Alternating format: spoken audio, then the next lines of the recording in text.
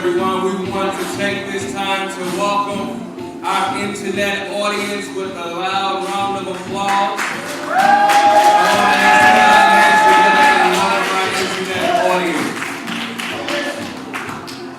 I trust that you all are doing well this morning. Are you doing all right? Are you ready to hear a powerful word this morning?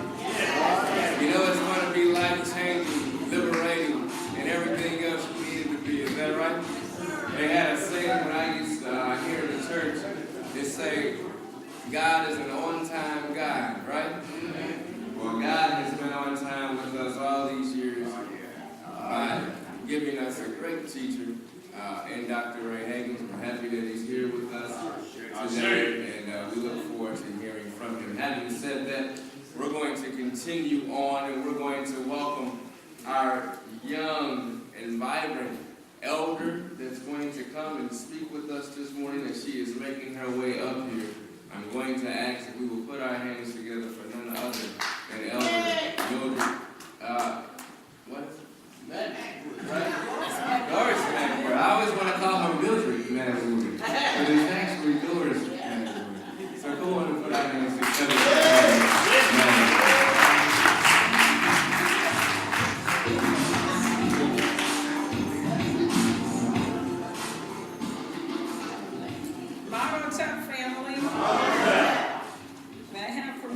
My elders to speak? You may. Yes. I have, during the course of the year, I've used as my theme, Know Thyself, and tried to look at the various aspects in terms of which we get to know ourselves. And I'd like to read from the Lucia this morning in terms of just giving a frame of reference for talk. And it's page 5, the book of Knowing the Creations. Thus said Ra, the Lord of all, Lord of the utmost limits, after he had come into being. I am the one who came into being as Keper. He comes into being and brings into being. When I came into being, being itself came into being. Page 6, it is Ptah, the most great, who has given existence to all divine powers and to their essences through his heart, mind, and tongue. Thus, it came to pass that the heart, mind, and tongue ruled all the other members through teaching that Ptah is within every body, as heart and mind, and within every mouth as tongue, and of all the divine powers, of all humankind, cattle, of all creeping things, and all living things. And he thinks as heart and mind, and commands as tongue whatsoever he wishes. Ptah, company of divine powers, are before him as teeth and lips, and the teeth and lips established the names of all things, and through which came forth Shu. The seeing of the eyes, the hearing of the ears, and the breathing of the nose are communicated to the heart and mind, and the tongue and mind cause all perceptions to come forth. And what the heart and mind think and wish is declared by the tongue. So were all divine powers created, and the company of divine powers completed. Again, we go back to know thyself. And it's usually the who are you or who do you think you are motto that we tend to use. But once you have seen who you are and where you are situated, you cannot say to yourself or to anybody else, I do not know what my purpose is and what direction I should choose. In the Piscean age, we could hide in our heads and say the mystery of who I am is buried deep within me, and it is. But you must seize every opportunity. An opportunity and experiences may not always be of your liking, but you seize the opportunities to out-picture to yourself, show yourself who you are, because you have been given the vision of who you are. Everyone has. Sometimes children come in the world and they tell us exactly who they think they are, and that's the truest aspect of themselves. Now, as they experience themselves and they are out-pictured, it's like, are you still that same entity? Are you the essence of who you think you are? However, as we advance to another era, up at the Aquarian age, we don't have to be all in our heads, because the information is there. As a point of reference, sometimes when you meet people, you don't always know that they Google you. They go to the electronic database to find out who you are out there. So, you know, there's this hologram that stands side by side of your physical essence and who you have created out there. And I remembered working for a short time at a firm which handled oil and gas people in terms of the various kind of involvements that they could get into, and if there was a case that someone brought to their attention, and they wanted to predict the probability of successful outcome, the first thing that they would do was to ask a particular team in the office to start the character analysis of that person. And the character analysis back then was, we had access to the person's credit card and access to bank account information. And we would put together a character analysis based on the person's spending pattern and their bills and their medical information. And based on that, they decided, doesn't matter what the case was about, they decided whether or not they were going to take this case based on that information. So, although it might have been 30 years ago, there was always a fingerprint, a footprint out there as to who you were, aside from the person who walked into the office and asked for assistance or for information in anything. And now we know, we are very sure that when you go to apply for certain jobs, you can apply for them, but before they make any kind of decisions, whether it's a sensitive job, and especially if it's a high-paying job, high-visibility job, they are going to, quote, vet your character. They want to see what's out there. So, there's the fingerprint. Young people didn't realize for a long time, in terms of going to school, making application to colleges and other kind of post-secondary programs, before they became eligible for financial aid, again, they ran what was on Facebook, what was on their social media accounts. And they decided that either this person is or is not going to get the full aid or get into this institution. Your social interactions.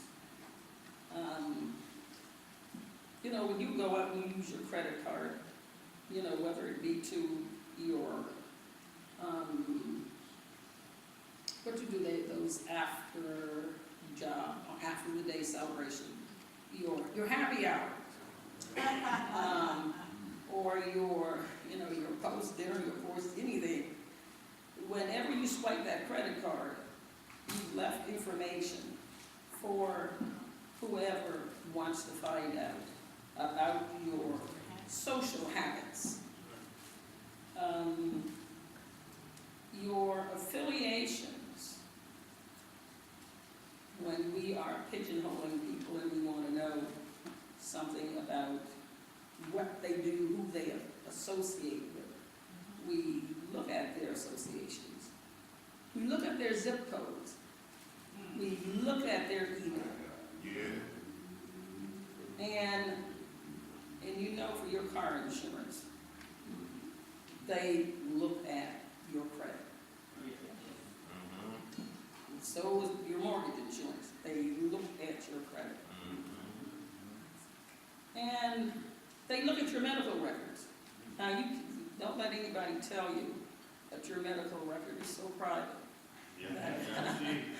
Nobody looks at it. You are going to apply for insurance, health insurance. You're going to apply for other things that has to do with your physical health. If you're going to lend you a lot of money, they want to know actuarially whether or not you are a good risk. So as you look at the end of the year and make your assessments in terms of who you are, who you want to be going forward, and anything else that you do. Again, never mind shopping online. You know that when you shop online, they send you stuff based on your shopping habits. So take all of these things into consideration. Know that there's a hologram that says it's your electronic you, and then this other person that says that, you are something else. And then, like I said, whenever you want to find out what parents are, you always ask their children. All of this is you. All of this is you.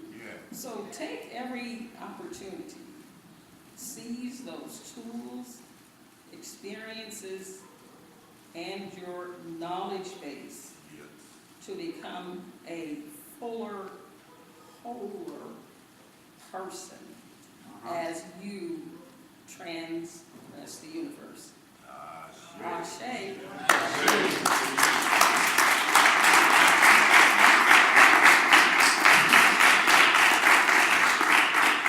Very, very well said. She speaks with such eloquence.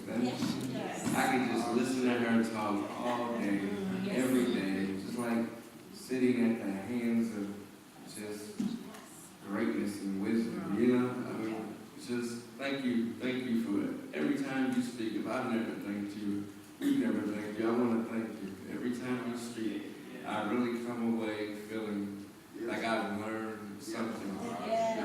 So, that's what the words of wisdom are about, to depart wisdom. You do a wonderful job of that every time. Having said that, brothers and sisters, we are now at the time that we've all come here for, and that is to hear from our chief elder. Are you excited about that? Yep. Yeah. We always like to get the entrees out of the way, and so right before we go to the main course, we just have another round in the meal we want to serve you this morning. And that is going to be by way of our songbird, Minister Alice Wilson. She's going to come and she is going to deliver a song for us this morning. And so I'm going to ask if you will stand to your feet. Let's give her the energy.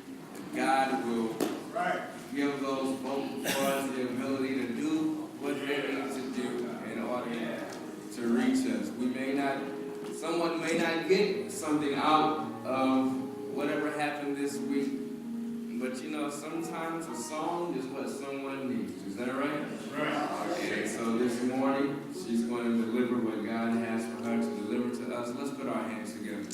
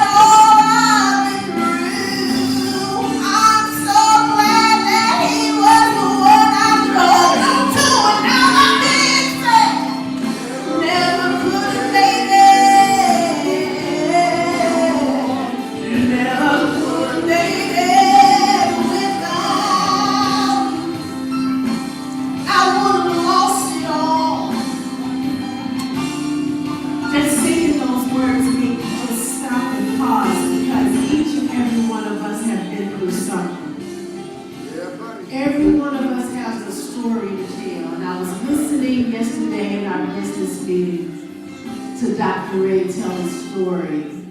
And I said, man, you just told half of them.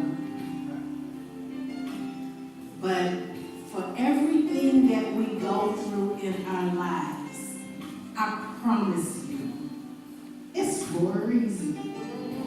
There's a lesson that has to come out of it. It's a lesson in it all. It's not by chance. It's not by circumstance. It's really for the Creator to do something special in your life for you to get to the next level. Whatever the next level may be. So sometimes we get comfortable and we get complacent because we know what we know what we know. But when God takes you through something that you've never been through, you say, oh my, I ain't never been through nothing like that before. I don't know how to handle that thing. So that's why I say, I'm stronger. Yeah. I'm wiser. Yeah. I'm better. Better. So much better. When I look at all I've been through. So glad God was the one I could hold on to. That's why I say I never could have made it. And that's the truth.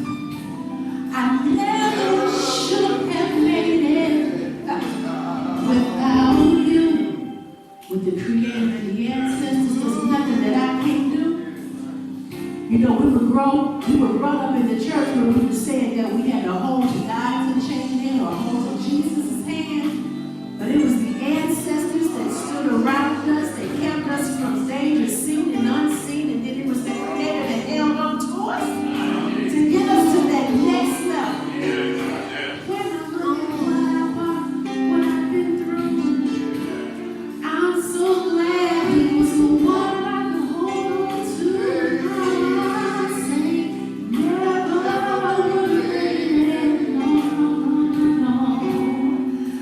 Never should have made it without you.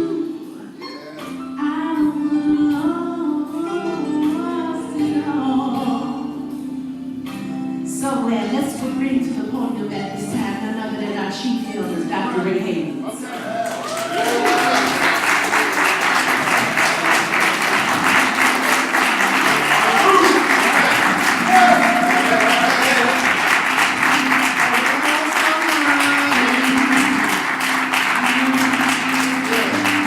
Now I see God was there for me,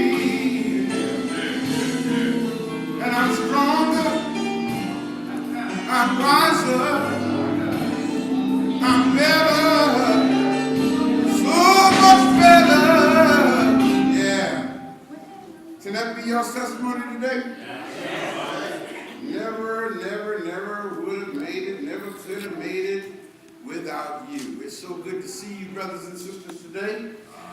To our listening audience, Ma'arotep, we greet you guys out there and thank you for being a part of our experience today. Somebody said, this is the day that the Lord has made, and therefore I will rejoice. Notice I said I will rejoice, which means I choose to. I can think about what the adversary is doing to me, or I can think about what God is doing for me. You know, and I choose to do the latter. That's the only way to make it, man. You know, is stay focused on what God is doing in your life. And as I look at you here today, I see that God is doing something. You're not laid up in the hospital. I walked out of a hospital last night. I was walking down the hall. I saw people who were laying up there unaware that they were even in the world, man. You know? But look at here we are. And so it's a wonderful thing.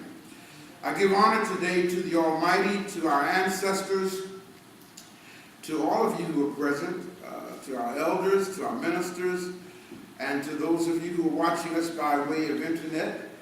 Minister Stewart sends her regards. I just got a text from her. Hi, Minister Stewart. She's not able to make it today, so she was talking about the song as you were singing it, Minister Herndon. And that's a wonderful thing, you know. The internet can be a blessing and it can also be a curse. Okay? Because, you know, you'd be surprised. I remember when we were on the radio here. I don't know if you guys remember this. But a lot of people listen to us on Sunday morning on the radio. And when we went off the radio, then several people came to the village saying, I miss you on the radio, you know. And I started to say, if I had known going off there was going to get you here, I would have went off sooner, you know. Yeah, buddy. Listen, before getting into the message today, I'd like to say thank you to those of you who made it yesterday for our annual business meeting. Thank you for making it. Some of you today told me you forgot about it. It's okay. We handled the business at hand, and we're moving forward, getting ready to go to higher heights, as they used to say in the church. As they probably still say it, I just haven't heard it in a while. Higher heights, and anybody know the rest of that phrase? Deeper depths, right? Who said that? Okay, yeah, right.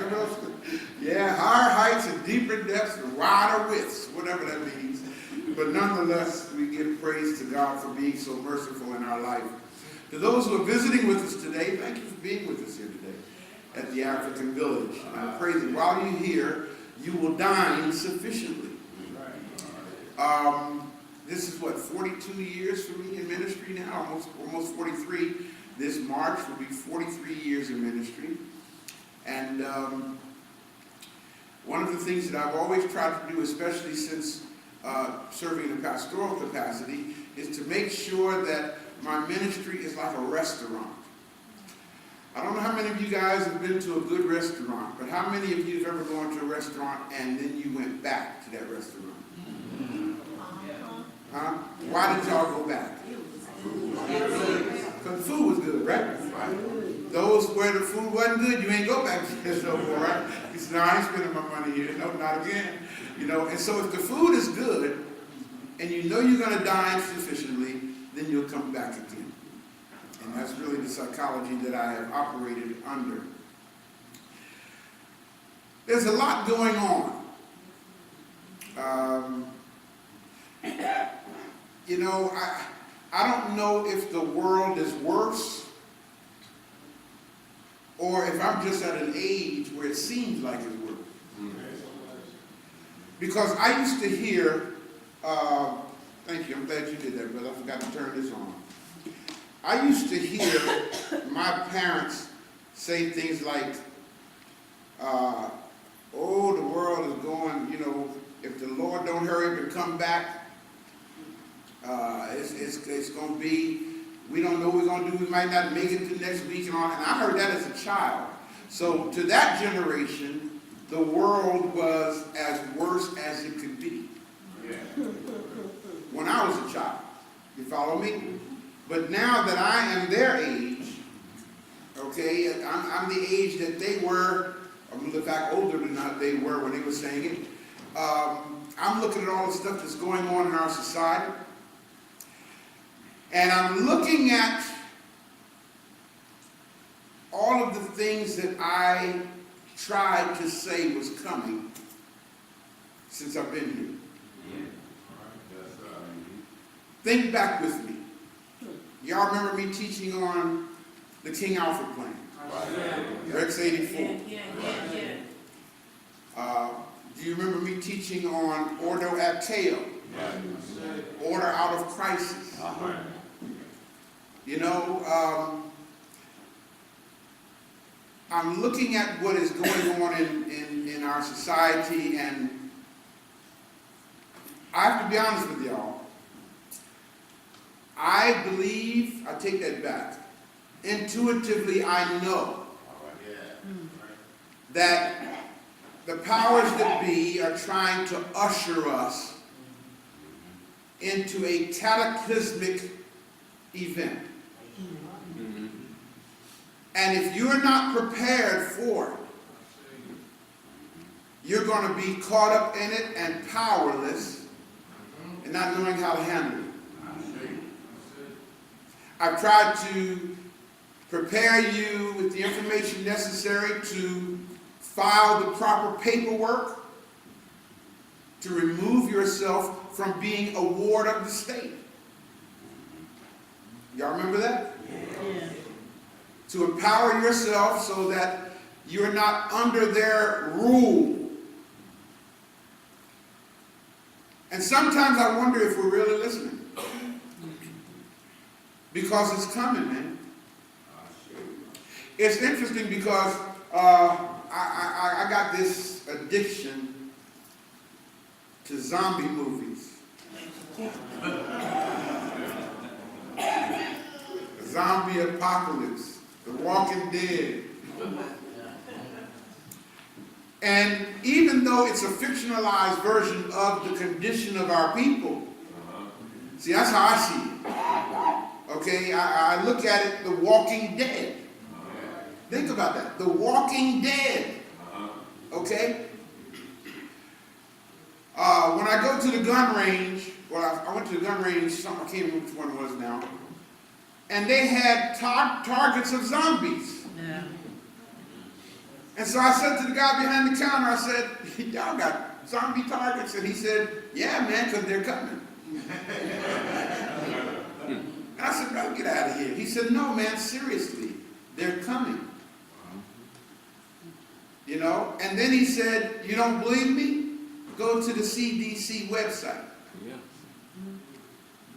CDC is Centers for Disease Control. Now, the CDC, and you don't have to take my word for it. Those of you, by the way, those of you who are watching this by way of internet, I'm going to ask you to do this right now. If your device will allow you, okay, diminish the window that you are, or you just create a second window that you can go back and forth between, okay, and have a second window to pull up the references that I'm going to share with you guys today. Okay, so you can see for yourself what I'm saying. You can actually read along with me.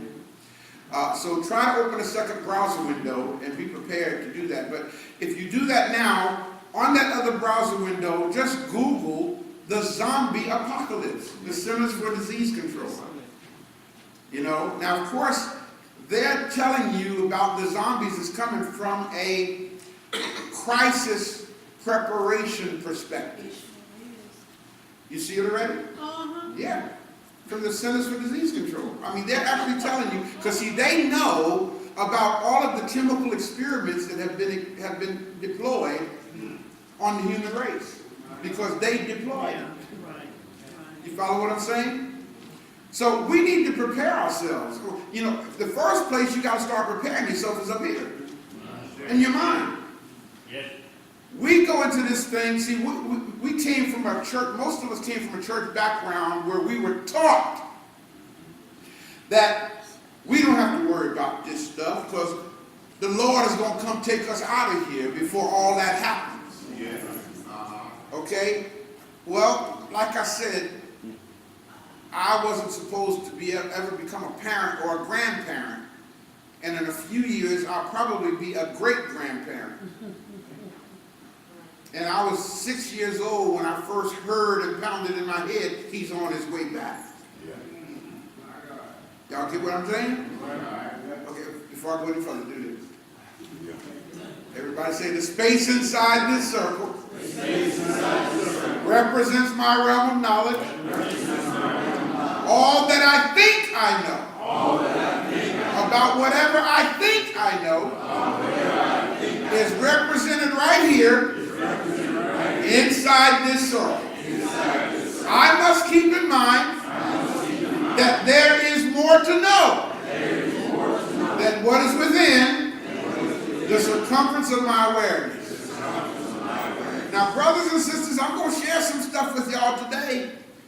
I'm telling you now that you did not know was already in place.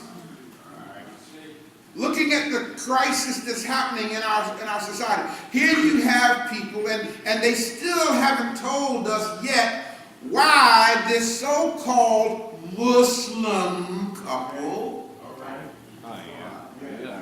slaughtered or shot and killed 16 people. Isn't it amazing? Now follow this, and I want y'all to see this. The front page of the New York Post said Muslim murderers. And big letters. But when this white Christian boy walked into a church in Charleston, South Carolina, they did not put on the front page, white Christian kills 9 people. when Timothy McVeigh, a white Christian boy, destroyed the building in Oklahoma. They didn't say a Christian boy bombs building and kills hundreds of people. So you got to learn. Everybody say this. I have to learn how to see the reality behind the appearance. Start learning how to see, family. Yes. They're trying to prepare you to engage in a battle that they have designed. And if you're a media junkie, if you are a media-controlled baby, then that means that everything that CNN puts out there, you're going to fall for it. Because the media understands that if your eyes see it and your ears hear it, your brain is going to believe it. So please, if y'all have not seen this movie, make note of it. Make note of it. You can go to Netflix and get it. Get the movie Wag the Dog. Oh, yeah. How many of you have not seen Wag the Dog? Okay. Somebody said they got it. Yes. Get the movie. Watch the movie Wag the Dog so you can see how the powers that be literally control the thinking of the masses. Now this is a strategy that's been going on for a while. Okay? So the subject I want to talk to y'all today from is this. Repeat after me. We must destroy what's destroying us.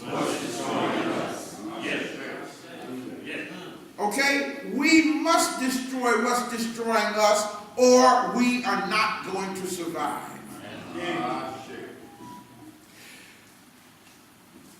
There's this agenda that was documented by some very powerful people several hundred years ago. This agenda is called the Protocols of Zion.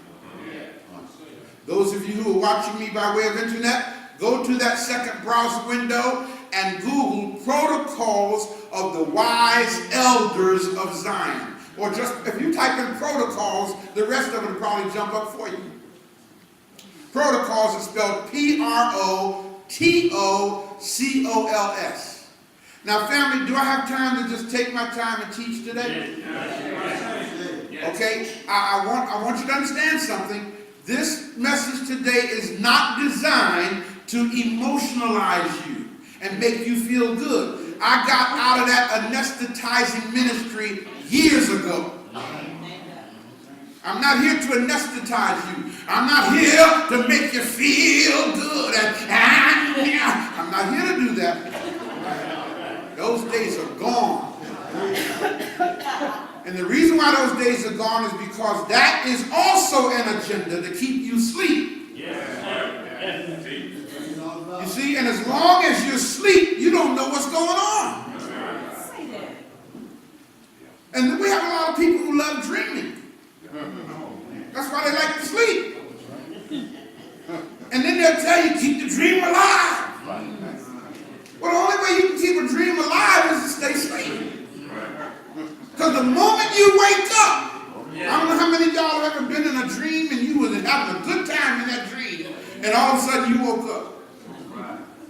What did you want to do? You want to go back to that dream. You try to go back to sleep and get back into that dream. But see, the moment you wake up, the dreaming stops.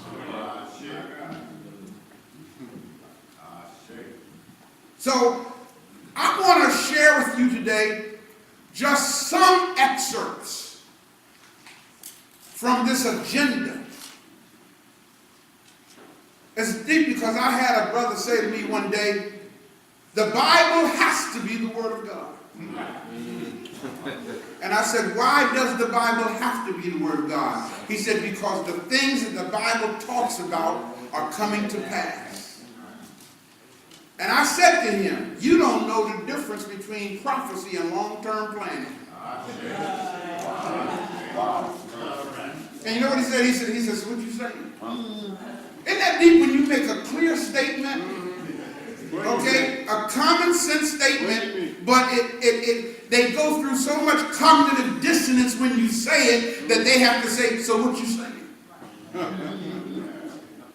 So I said it again. You don't know the difference between prophecy and long-term planning. See, those who are ignorant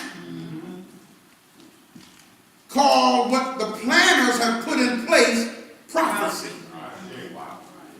Did y'all get what I just said? I'll say it again. Those who are ignorant call what the planners have put in place prophecy. They call it prophecy. And then when the descendants or the future generations of those power elites carry out the plans of their forefathers, the ignorant call that prophecy being fulfilled. Are y'all grabbing what I'm saying? So we need to understand, brothers and sisters. See, and it's hard for us to understand. It's hard for us to grab that a people could sit down and develop a strategy with long-term plans for world domination. We just can't grab that. And you know why we can't grab it? Because we don't have a plan.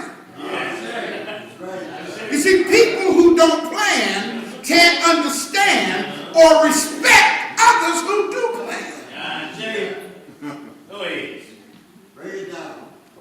So I want to share with y'all what the ignorant refer to as prophecy.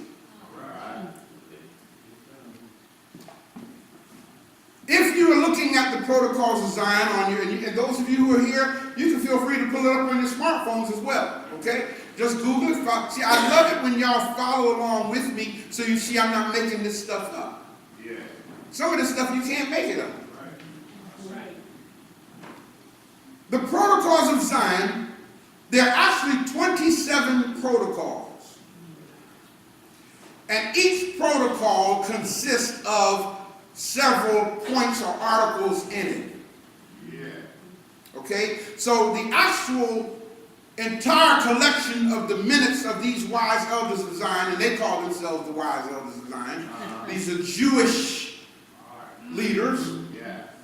Grab what I just said. Jewish leaders. Let me say this before I go any further, before I forget this. This week, I just don't understand how they even brought themselves to do that, but a group of black pastors met with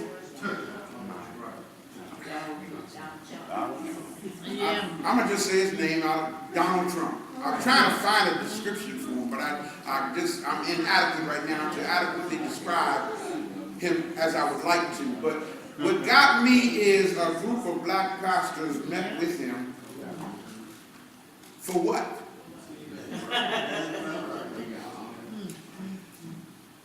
But again, it goes to show how easily we are distracted. Yes. Now follow what I'm saying, family. The people who run things don't run for office. So whoever sits in the White House, understand, they are simply a pawn in this international game of chess.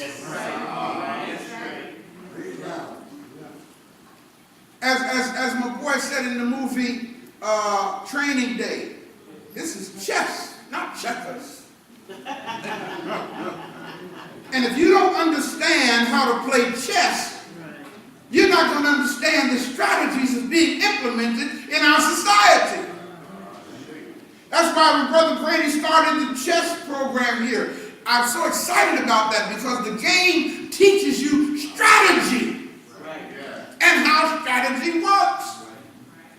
You see, family, in order for us to navigate through this mess, we're going to have to come up with a strategy. But that strategy begins with right knowledge. That's the first step. So the subject today is we must destroy what's destroying us. But you can't destroy your enemy until you first learn how to recognize your enemy.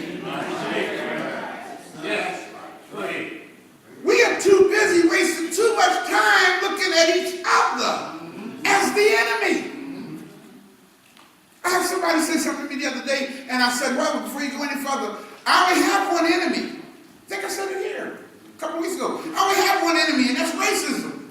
Right. Cultural supremacy.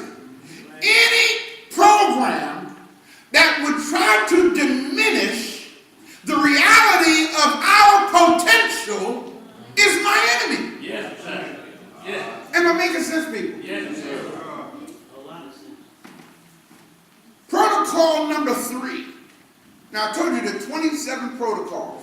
Those of you who are watching, go to protocol number 3. Okay? Now, under protocol number 3, you'll see other numbered protocols or paragraphs or commentaries on each protocol. So I want you to go to protocol number 3.9. Now again, if you're following me here with your smartphone, please feel free to do so, but allow me to take my time because I want y'all to follow with me. Okay? Now if you don't have a device to follow along, then please listen carefully, because when I read the stuff that these folk wrote, you're going to say, how dare they? Protocol number 3 is entitled Our Methods of Conquest. Did y'all hear what I just said? That one protocol is a description of their strategy for world conquest. And again, it's hard for us to understand that because our minds have been shaped to think God ain't gonna let that happen to us.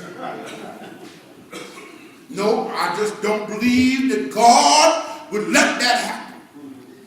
And that's why we're in the condition we're in. Yes, sir. You see, all they have to do is give us a lie and teach us to believe it. Yeah. And once you believe their lie, you're lost.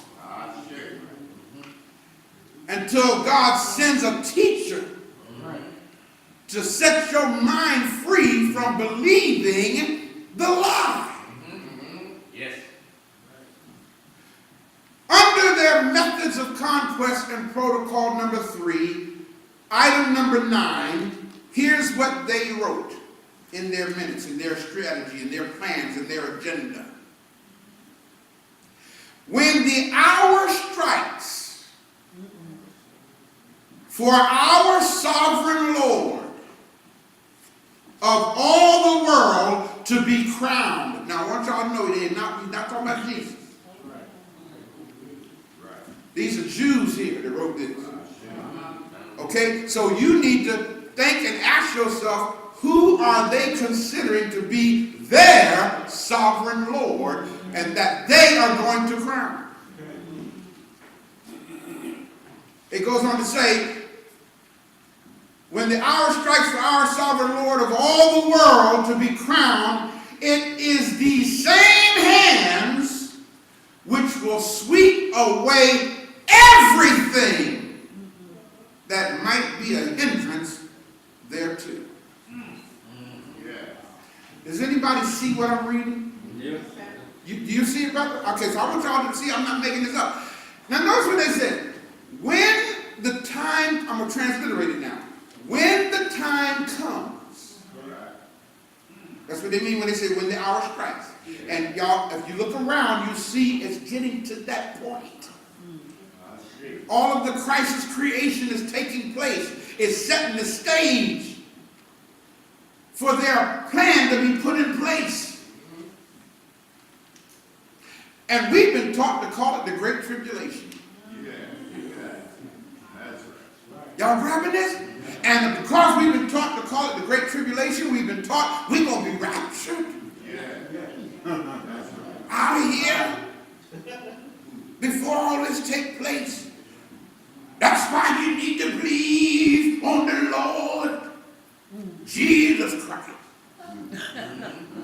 So you'll be delivered from this tragedy. They gave you a fictitious figure to put your hope in. so you'll anesthetize. There's nothing as bad as self-intoxication. It's one thing to be anesthetized by somebody else, but when I can give you a program that you can go anytime you get ready and intoxicate yourself. Are y'all seeing this? Yeah. And that's what we have done. That's what we do. The masses of our people. They're saying, when the time comes for the person that we have chosen to be the world leader,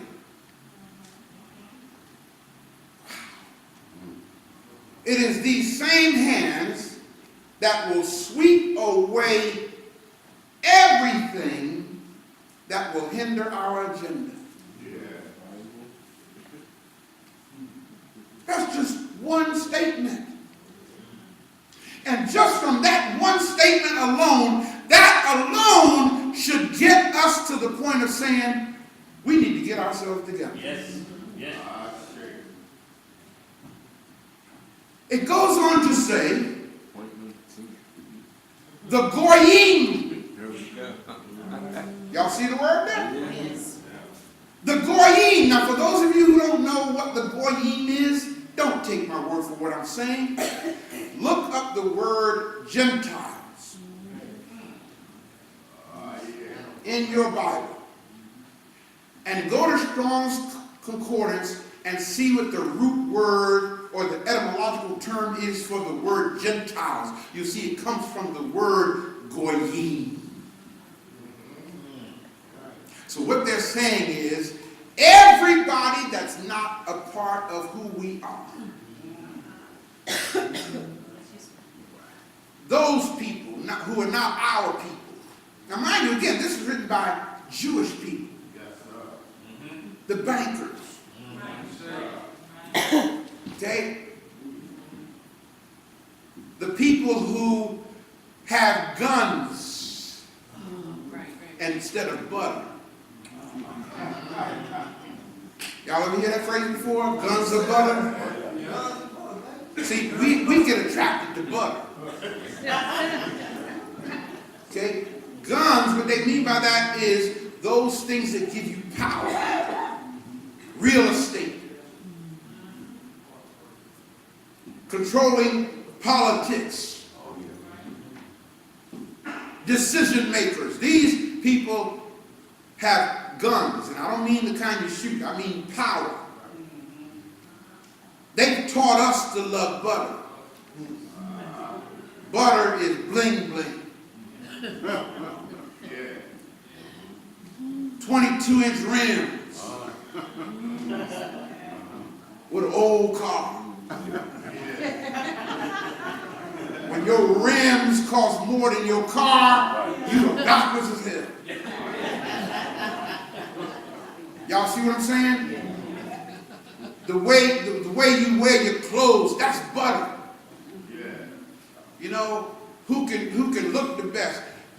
That's butter. There's no power in none of that. And they've taught the goyim. Another term they use for the goyim is people who are equivalent to cattle. The goyim, notice what it goes on to say.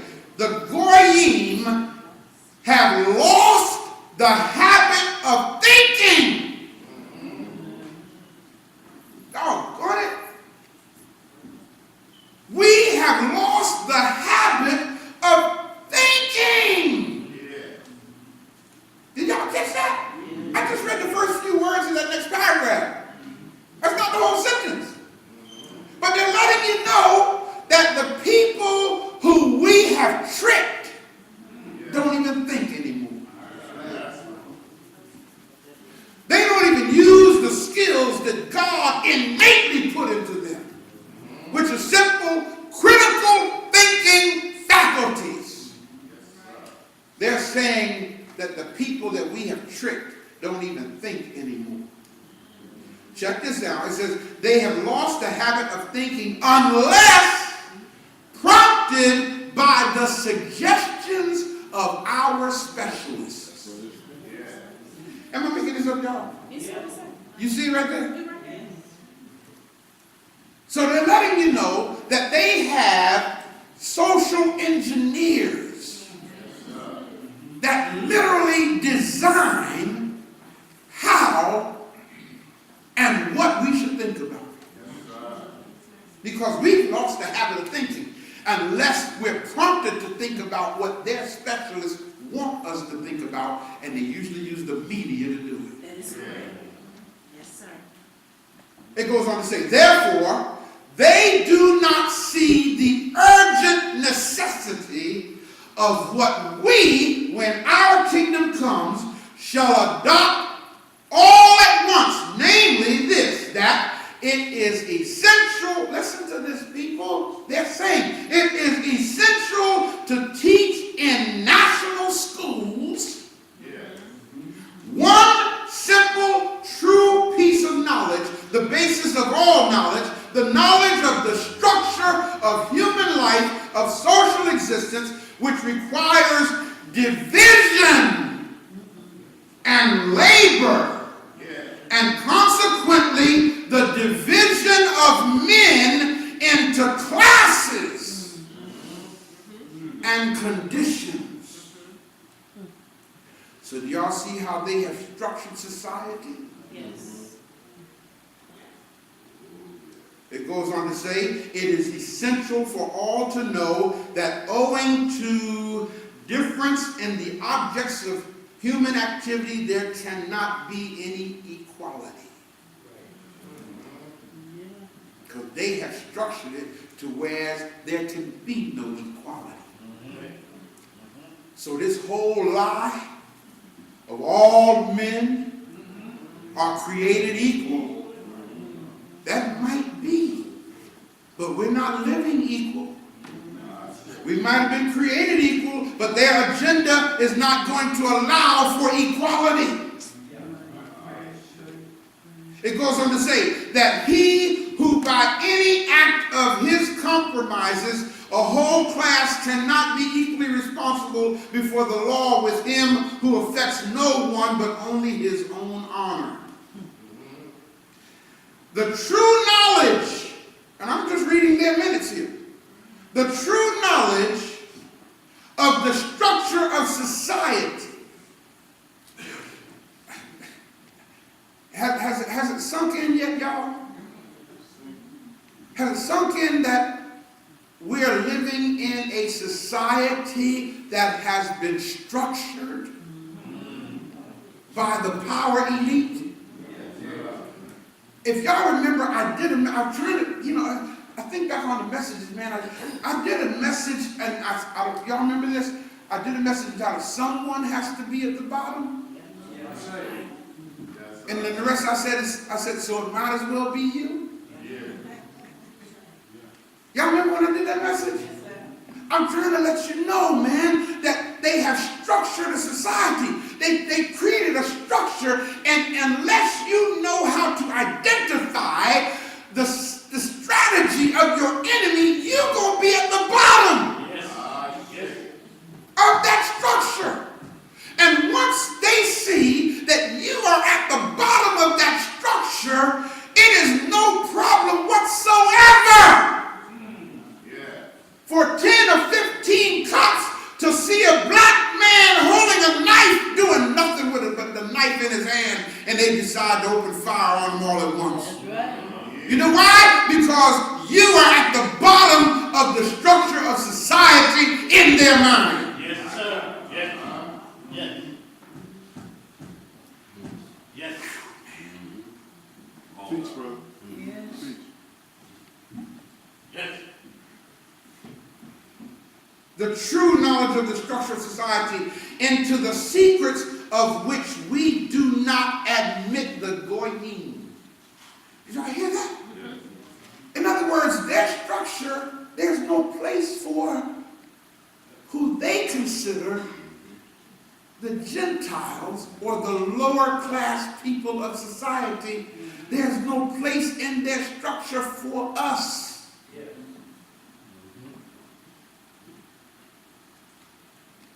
And we're walking around talking about black power.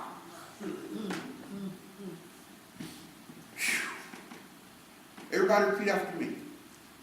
Until you have the power to define. Until you have the power to define. Until you have the power to feed yourself. Until you have the power to feed yourself. Clothe yourself. Clothe yourself. Educate yourself. Educate yourself. House yourself. House yourself. Medicate yourself. Medicate. And defend yourself. And defend yourself. You don't have power. You don't have power. I don't care how much you holler black power.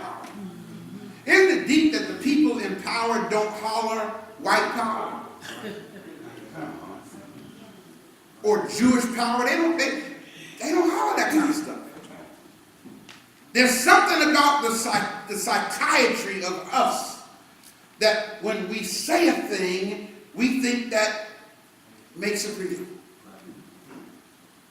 So we anesthetize ourselves with telling ourselves that we are great. We came from kings. We came from princes. We came from, thank you, brother. Not all of us did.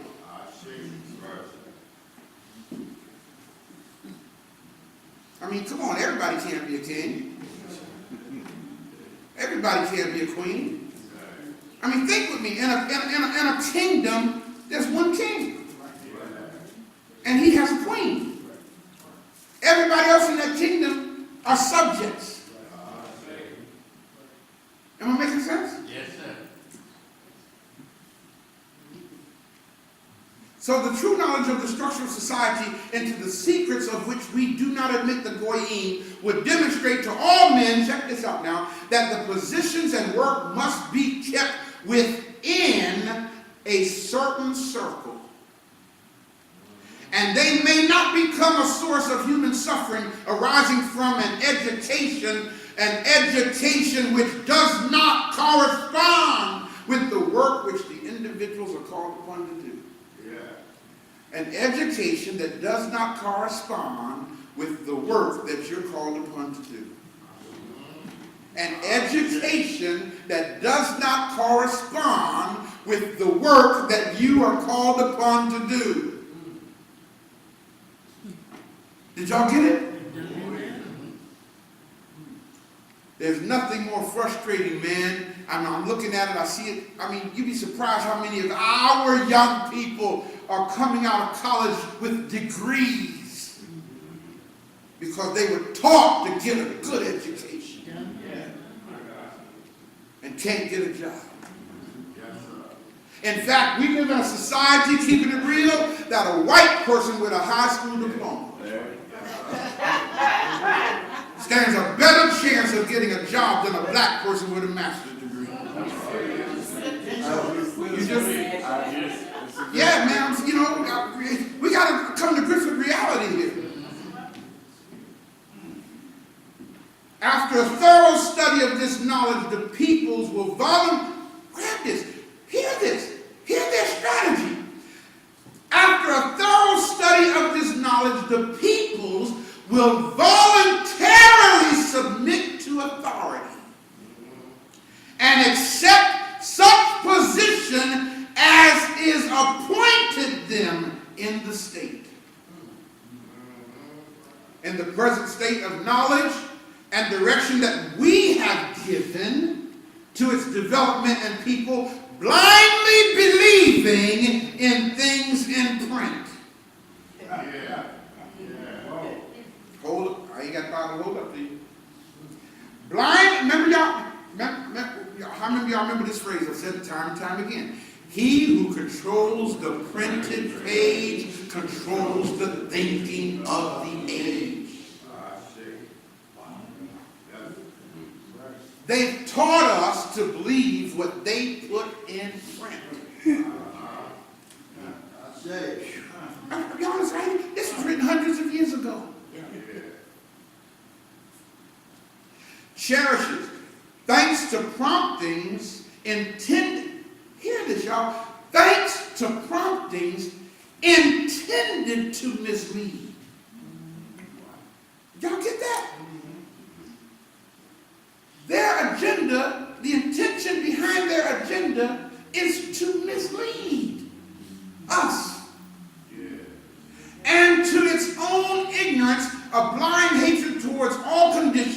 which it considers above itself, for it has no understanding. It has no understanding, or the goyim, or the people, have no understanding of the meaning of class and conditions. Okay.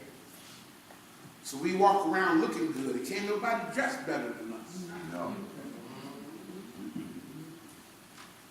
That's just that one article in protocol number 3.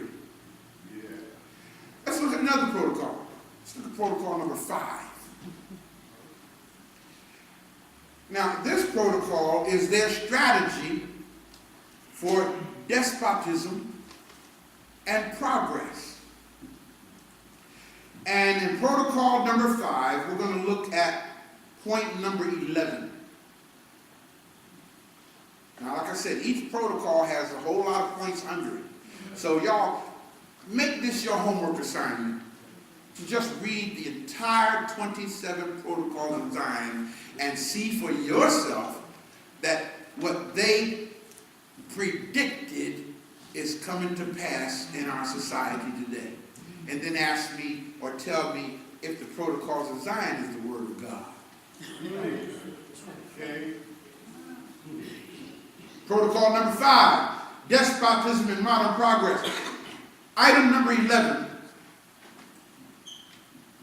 Notice their agenda. The second secret requisite. How many numbers? The second one. We ain't talking about the first secret requisite. The second secret requisite for the success of our government is comprised in the following. Here it is. To multiply to such an extent national failings, habits, passions, conditions of civil life, that it will be impossible for anyone to know where he is in the resulting chaos. So that the people, in consequence, will fail to understand one another. Are y'all hearing this? Yes. Yes. It goes on to say, this measure will also serve us in another way. Namely, to sow discord in all parties. To dislocate all collective forces which are still unwilling to submit to us.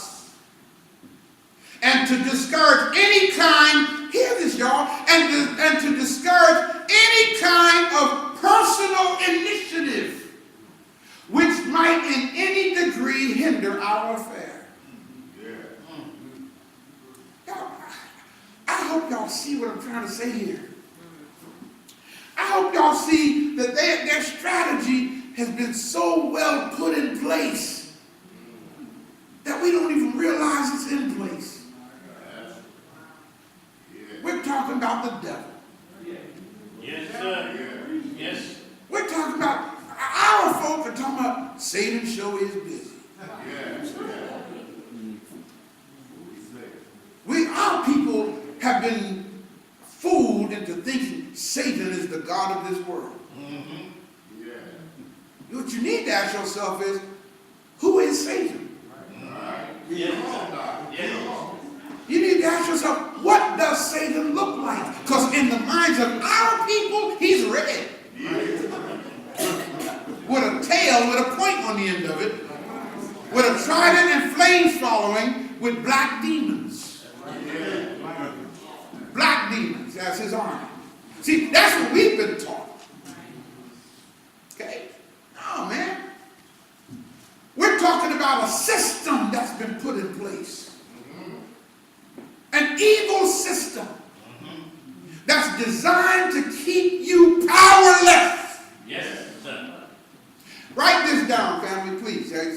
Write this down. The best way to counter a conspiracy is to expose it. Yes, sir. The best way to counter a conspiracy is to expose it. That's my assignment.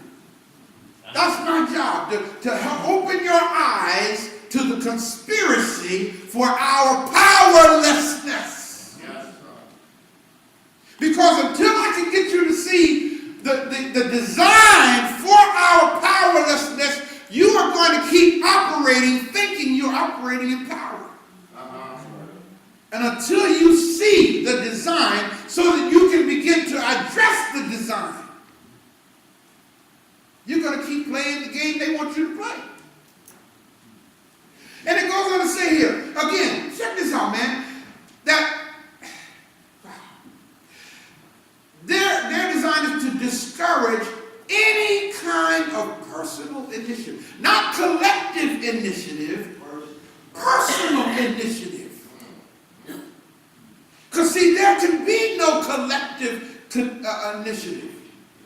Initiative is personal, y'all. That's why Dr. Malefia Sante stressed the importance of collective consciousness. Yeah. He stresses that because if we have collective consciousness, meaning, in other words, if I can awaken you, each one of you, so that you see the device and the strategy and the design to eliminate us, then you will do what you need to do to rescue yourself from that program. And once each one of you begin to rescue yourself from that program, it will look like we have collective activity. Because we're all on the same page. We're all on the same path. We're all looking at the same enemy. We all, am I making sense? Yes. But trust me, I'm not trying to get us to do this as a group. All right. You know why? I've learned from history. Because they'll find out who's leading this group. Okay? And then they get rid of the leader because they know the group ain't got no sense. Am I making sense? See, groups look for leaders. Individuals look for teachers. Oh, that makes sense. I like it too. Please, somebody make note of that. Give it to me because I can have it put on a shirt. Groups look for leaders. Individuals look for teachers. There's nothing more dangerous. Now, this is what they wrote in their minutes. They said that there's nothing more dangerous than personal initiative. They know that black man, black woman, if you ever develop personal initiative, you will become a weapon. They taught me in the Marines Corps, and I got Marines in here that can bear witness. They taught us that the most deadly thing on this planet is a Marine and his rifle. Ain't that what he taught us, brothers? Sir. But I got news for you. The most powerful force to contend with is a black man, and especially the black woman, who has awakened to the point where they have personal initiative. Yes, sir. That's why they put programs in place to be sure that our children go straight from school to jail. Because if our young people end up with a record, they have this wall in front of them to interfere with their initiative. Now, even with that wall, you can still surmount it. There's nothing more dangerous than personal initiative. It goes on to say, if it has genius behind it. Y'all see this? Yeah. Who else is looking at it on their phone? You see it, brother? Yes, thank you. There's nothing more dangerous than personal initiative. If it has genius behind it, such initiative can do more. Hear this. Personal initiative. One person. This is what they realize about us. It says, if it has genius behind it, such initiative can do more than can be done by millions of people among whom we have sown discord. Goes on to say, we must so direct the education of the Goyim communities that whenever they come upon a matter requiring personal initiative, they may drop their hands in despairing impotence. See where they want us? They want our focus to be so gloomy. They want our ideas to seem so unreachable that we just drop our hands. In despairing, their words here are despairing impotence. Woo! Again, that's just another article. Y'all need to read this. Y'all need to make this your Bible for the next 30 days. Those of you who are watching, read this entire thing. Make this your thing for the next 30 days so you can see their agenda in place. Let's look at the next one. Can I continue, y'all? Yes. Protocol number 9. Protocol number 9, item number 10, under this protocol. Here's what it says. We have fooled, bemused, meaning we've confounded them, and corrupted the youth of the Goyim, hear this, y'all, by rearing them in principles and theories which are known to us to be false. Although it is that they have been inculcated, meaning that the instruction that they've received have been so persistent and so constant that they believe what we told them to believe. Again, who did they target? The young people. Now again, y'all, this didn't just start in the last 10 years. This has been going on for several centuries. And it says, if you allow me to transliterate it, we have hoodwinked, bamboozled, brainwashed, and corrupted the young people by rearing them, putting them in academic systems, rearing them in principles and theories which we know are a lie. We know it's a lie because we made the lie up.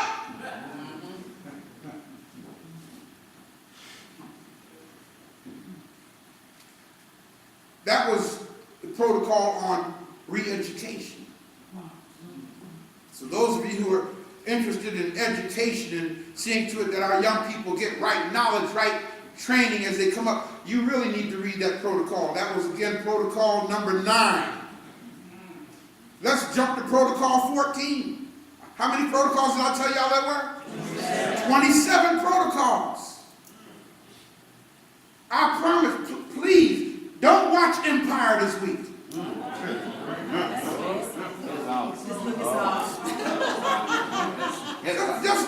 Just don't watch it this week. I promise next week you will not have mixed much. It's already on. Oh, it is off. See, that goes here. You know, I don't watch it. It's already off, right? Okay? Don't watch if loving you is wrong. January 6th. Is that off too? Yeah, it's off. You got us the next one. Y'all understand what I'm trying to say, right? Got us for the next few months. Protocol 14, their protocol on religion. Let's start right there at item number 1. Here's what they wrote. When we come into our kingdom,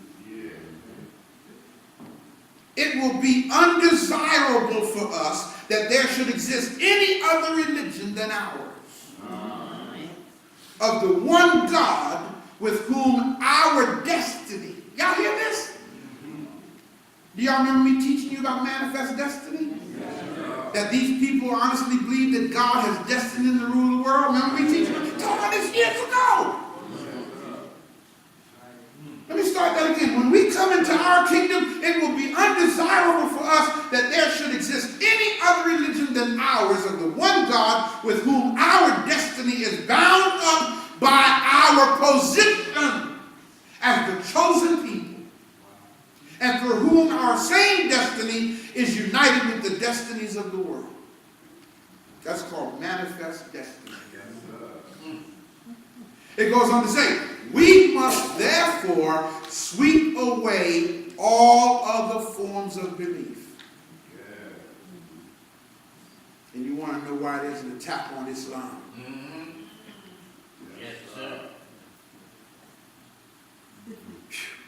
It goes on to say, if this gives birth to atheists, whom we see today, it will not, being only a transitional stage, interfere with our views, but will serve as a warning for those generations which will hearken to our preaching of the religion of Moses, that by its stable and thoroughly elaborated system has brought all the peoples of the world into subjection to us. Wow. Let me move on. Protocol 16. And again, there's so many more points under each protocol. I'm just doing some excerpts here to kind of give you a bird's eye view of the system that's been put in place, that what we're really warring against. I told you, family, we are at war. Yes, sir. Yes. But we don't realize it. Even some of us who are so-called conscious, simply because you're doing an oath to the ancestors, you think you're all right. I mean, that's why I wrote it the way I wrote it. Oh, ancestors, stand with us, strengthen us, guide us, teach us, and protect us from the snare of our enemies. When I wrote that, this is the kind of stuff I had in my mind. But what good is saying that if you don't know who your enemy is? What good is saying protect us from the snare of our enemies, preachers, and then you meet with the enemy? Right. And then let them turn around and tell them how much you support. Come on, man. Protocol 16. This is their protocol on brainwashing. And I'm going to just read point 4. That's it. Then I'm going to go ahead and get ready to close this out. Point number 4 under Protocol 16, called brainwashing. Here's what it says. Classicism, as also any form of study of ancient... I want y'all to hear this one real good. Classicism, as also any form of study of ancient history, in which there are more bad than good examples. Check this out now. We shall replace with the study of the program of the future. Now this last sentence should be enough to make all of you say, you know what? I'm going to do something about this. Personally, I'm going to take personal initiative and do something about this. Here, this last statement in this one particular point of Protocol 16. Point number 4. It goes on to say, we shall erase from the memory of men all facts of previous centuries which are undesirable to us. There it is. There it is. Did y'all hear that? In other words, any information. See, now you understand why they don't want you to go to Africa? Understand why they don't want you to go to Egypt? Okay? Because they have not been able to erase all of the evidence that gives the world to know who the real people of God are. They're trying to erase it, though. The Arab government right now, as I speak to you. Okay, as I speak to you right now, they are making plans to destroy the pyramids if they can. And remove the temples of our ancestors. Because they know that if there's no evidence, we don't have no argument. Brothers and sisters, from the moment that we're brought into this world, we are thrust into a structure that's been designed by those people who may be called the establishment or the ruling elite. And y'all need to come to grips with that reality. Okay? To those of you who are watching this DVD, who are Christians and saints, please understand, y'all ain't the ones in power. I know you think you are because y'all quote Bible verses. We'll take it by force. Y'all been saying it for a long time. And ain't got nothing yet. You ain't taking nothing by force. You don't even know what force is. Force is, let me give you a definition of force. Force is when something is so strategically put in place that it creates the desired results without you even knowing it. Wow. Did y'all hear how I said that? That's force. Force is when a device has been so strategically put in place for your demise that you engage in the activity of the strategy thinking it's doing something for your own good. That's force. That's power. In order to ensure that their control over the masses continues. And I'm sure you might have heard the phrase, the masses are asses. Yeah. Have y'all ever heard that before? Oh, yeah. That's not Ray Hagins' phrase. You can Google it and look it up. The masses are asses. In other words, the masses don't think. They don't think. They just follow the crowd. Yeah. Everybody, if what I'm about to say is true, then you repeat it after me. Here's my phrase I'm about to say. I am not a crowd follower. Now, did you mean that? Is that true, or did you just repeat what I said?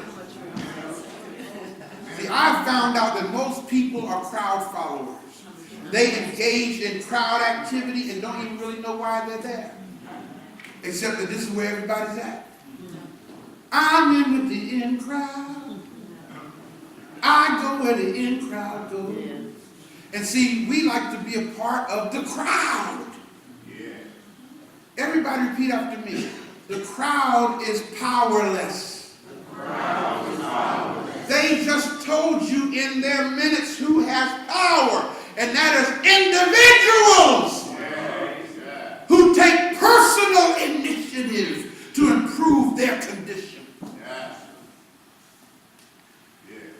I could take all of you right now and walk down this street as a group and we'll have accomplished nothing. And folks will join in. People are joining simply because it's a group walking down the street. Yes, they will. Y'all, it's deep how this goes. I dare y'all, don't take my word for it. Go downtown or out in the mall, outside the mall or wherever, okay, and just stand there and look up like this. Yeah, somebody.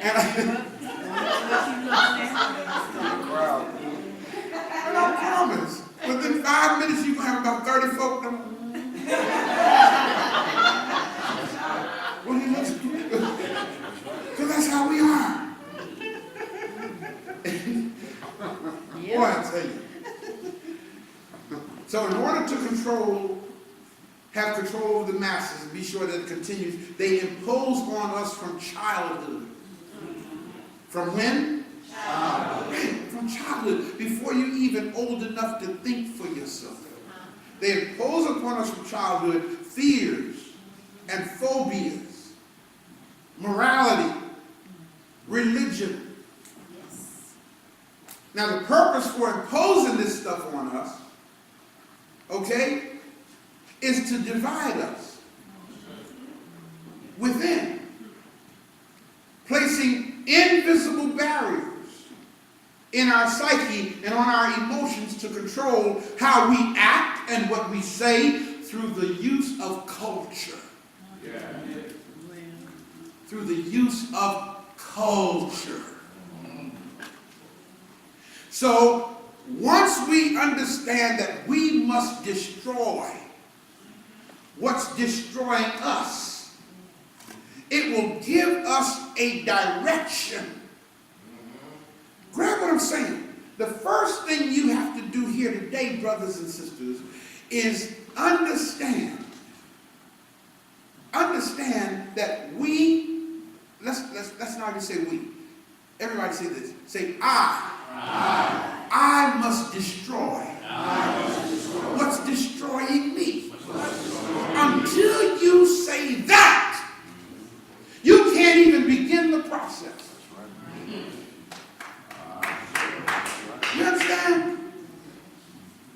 So once you understand that, that will automatically put you in the right direction to dismantle the device imposed upon us by the ruling classes. Yes. There has been no truer statement ever said than the statement that's right there in the book of, I think it's Malachi, whatever. My people are destroyed because they're ignorant. It says lack of knowledge, but they're ignorant. Now, mind you, when I say ignorant, I don't mean stupid. Don't be offended. Okay? Ignorant simply means you don't know. That's why I hold up this circle when I teach. That's why I said you may know what you know about what you know. But that does not mean you know all there is to know about what you know. So be prepared to learn some more. Yes, sir. Ooh, man. Y'all all right? Because I feel like I'm about to launch here, man. God. We must dismantle the limitations imposed upon us. And I can't do it for you. Right. Understand that, man. My job is to make you aware. That's all I can do. Because see, each of us has to dismantle the device for our powerlessness. So just like you have that job, I got that job, plus I got another job. And that is to educate you to what I'm talking about. And if I can get your eyes to open, oh my God, if I can get you to see the need to resurrect yourself, I can go to my grave a happy man. Because that's what I came out of my mama's womb for. You see, it's this freedom, it's this liberation, man, that I'm trying to get y'all to. But in order to get you there, I must first dismantle the devices that's got you ignorant. I must first dismantle the devices that's got you blind. Those of you who are watching me right now on the internet, I must dismantle the devices that got you mentally enslaved. So don't get angry with me because I'm tearing down the lie you've been living by. Yes. One person said it this way: am I become your enemy because I tell you the truth? Right. I'm only trying to set you free. But see, what happens is we love the lie. Oh, yeah. The lie makes us feel good. Like liquor. We love the lie. We get joy when we think about the lie. And we sing it. I get joy when I think about what he done for me. Unless you're talking about your husband, you don't need to be singing that. Now, it's okay to get joy when you think about what your man did for you. We got men, understand the subliminal thing here. We got brothers singing about a fabricated figure of the Roman Catholic Church talking about, he's sweet, I know.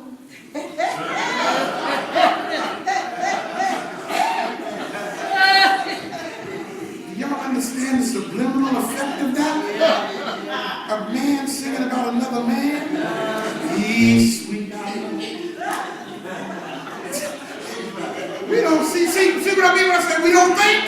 We don't think? Man, what the hell are you singing about another man for? He's that kind of friend. You want to know why the spirit of homosexuality permeates our ranks so much? Permeates us because we're singing that stuff. Yes.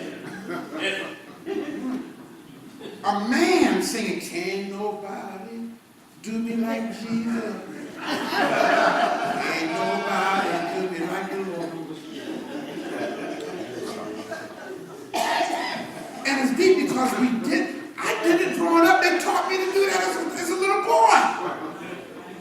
I'm saying? He touched me. A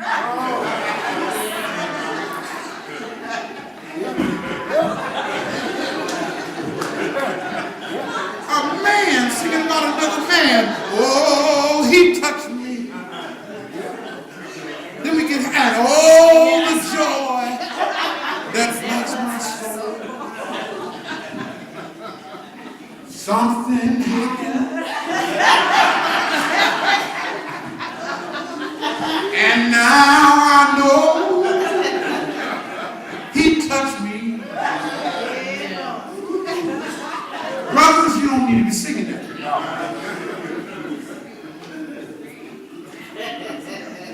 You see, these barriers has been put in us.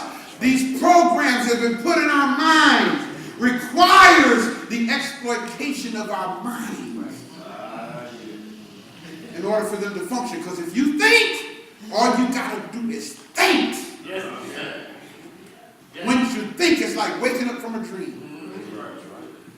If you just think about it a little bit and you wake up and say, man, shoot, I've been participating in this program all this time. When my eyes came open, y'all, oh. But now let me share this with you, for those who are watching. During your awakening process, I want to close on this note. During your awakening process, once you find out you've been lied to, don't throw everything away. Take it from me. Let me share some experience with you. Once I saw that I had been lied to, once I saw that I had preached a lie for 25 plus years, I got so angry that I didn't want to hear anything about that or connected to it. If I was riding down the street and a song came on the radio and the word Jesus was in it, I'd turn my radio off. Because I threw everything out. And then I found myself empty. Okay? So those of you who are watching, let me give you this analogy that I hope you will adopt and live by. As you are awakening, as your eyes are coming open, see yourself as a glass of Kool-Aid, and the Kool-Aid is the lie that you've been believing all these years. Don't pour the Kool-Aid out, because then your glass will be empty. Rather, take your glass of Kool-Aid and go to the faucet of truth. Turn on the water of truth and just hold your glass of Kool-Aid under that steady stream of water. There you go. And you'll find that as the truth, the more truth you learn, the more the lie will dilute. Making sense, people? And as the lie dilutes and dilutes and dilutes and dilutes, after a while, you'll be walking straight. You'll be clear. You'll be focused, because you are now walking in the truth of Ma'at. Yes. Truth, justice, righteousness, harmony, balance, reciprocity. So family, wake up, get it together, enhance your personal initiative. Make it your personal mission to get on the right track. Learn what you need to learn so that you don't fall prey to the devices that's been put in place. Once you learn to identify a trap, you can walk around it. But if the trap looks good,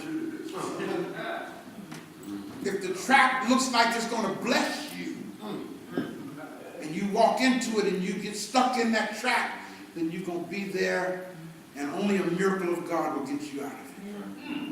I am so glad that the miracle of God reached down and rescued this brother from where I was. And I pray that the truth will do the same for you. Ashe.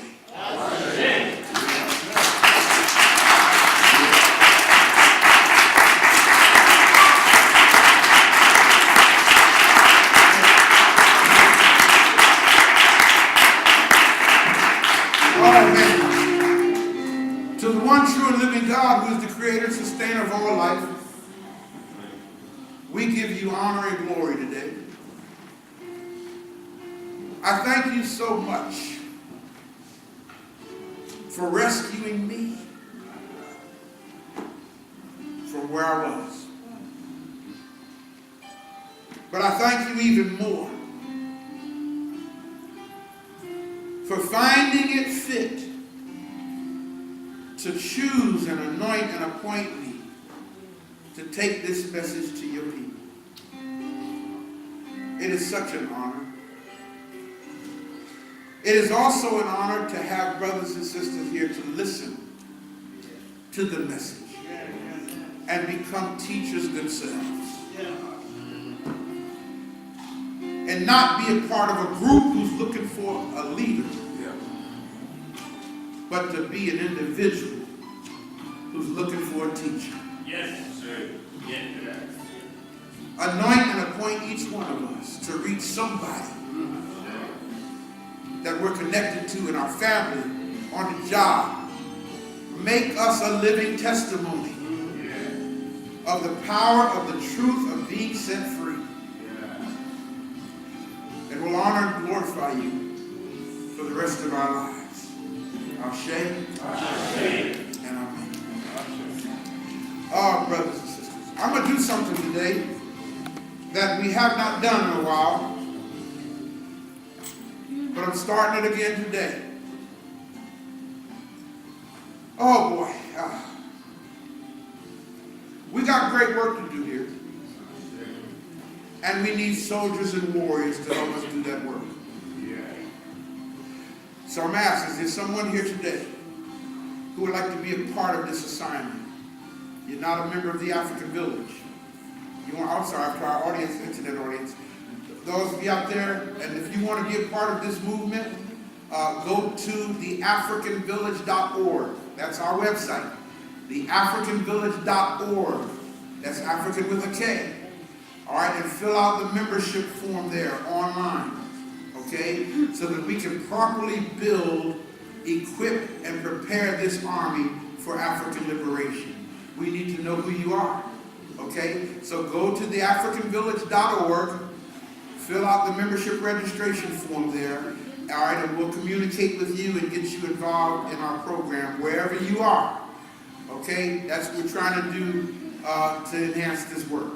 All right, and also take a moment and share your gifts with us, your finances to help us with our expenses. To do that, you go to PayPal. Our PayPal address is African Village 1. African Village, African with a K, African Village number 1 at paypal.com. Go there right now, okay, and send in a donation to help us with our work. Whether it's $25, $10, $50, $100, whatever the Creator lays on your heart. Help us to get this message of African liberation to the world. All right, come on and do your part. All right, you sat here today and learned. Okay, don't walk away without saying thank you in a monetary way. So help us there. We love you guys out there. Thank you for watching. Let's give our internet audience a hand, everybody.